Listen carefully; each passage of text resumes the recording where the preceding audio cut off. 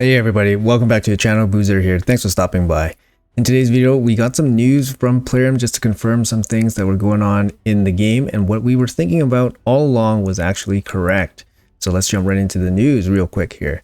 So I just did a quick little news drop here, but they said some extra goodies here on Thursday. There's going to be free removal, gear removal, which is really nice. They usually do this about mid-month during the City of Centranos rotation. So then it gives people a chance to re-gear some guys and for free and all that stuff. But we do have the free re-gear tokens nowadays, which is really cool. As you can see here, I basically have been stacking these up just for some good times to do it.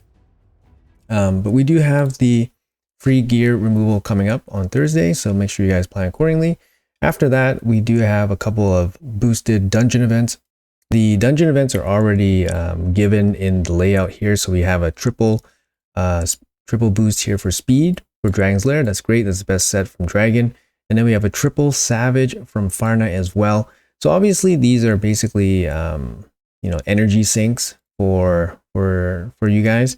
I wouldn't go too crazy on them nowadays, just because gear for once you're past progressing through the dungeons, you don't really need the crazy amount of gear from these dungeons anymore, because most of your best gear is Dark Fae, so Doom Tower, or Centranos Merciless sets. So up to you guys if you guys want to spend the energy here, but those are some pretty sweet boosts for you guys. And then lastly, we have the big news here, and it is going to be the 2x Ancient event that we were basically speculating with high probability. We were saying like, okay, it's probably going to be a 2x Ancient for this champion chase. And so they confirmed it. They confirmed it here. That's great to see that they actually confirmed it a little bit early. It's Wednesday. Usually they would probably do it maybe on Thursday, but for them to tell us a little bit early, super sweet.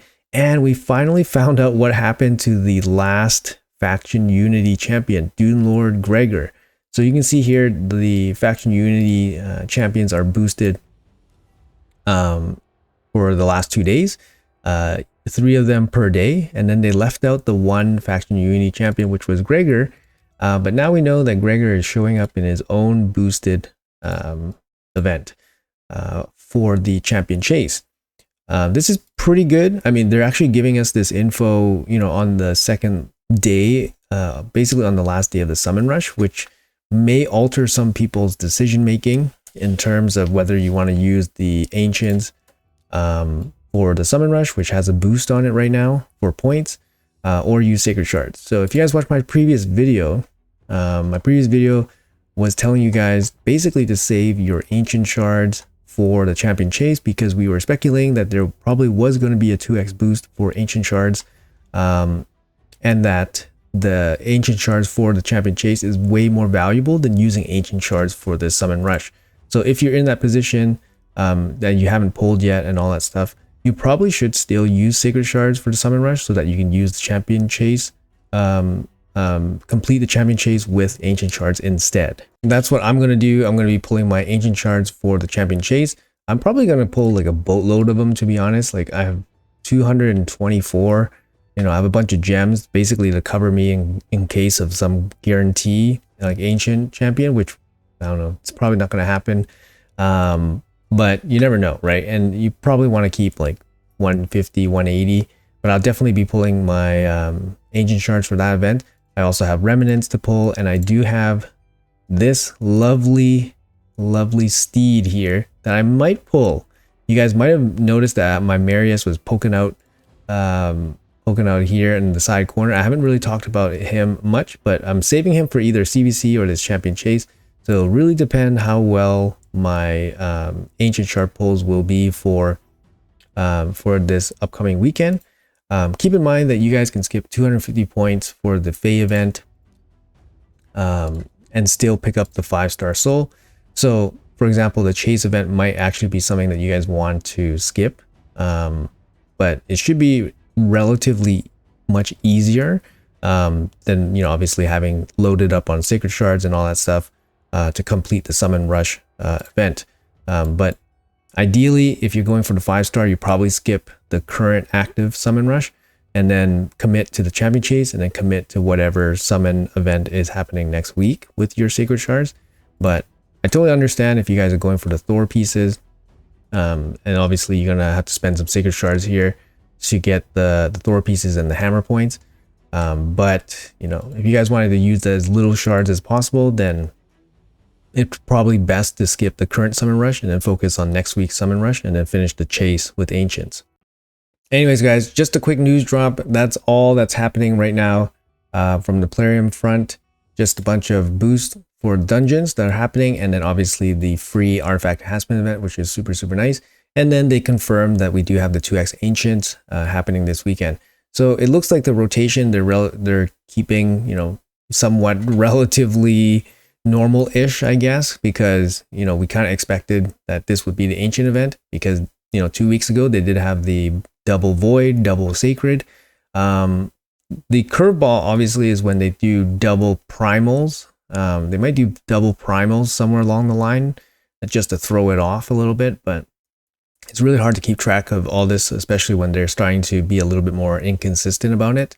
But yeah, this time it worked out, and you know, it's a pretty, you know, good speculation on our part, and it worked out. If you guys were planning to use the ancient shards for the weekend chase event, then it totally worked out for you guys. So actually, something I wanted to point out here real quick is that the dragon event is a turn attack event.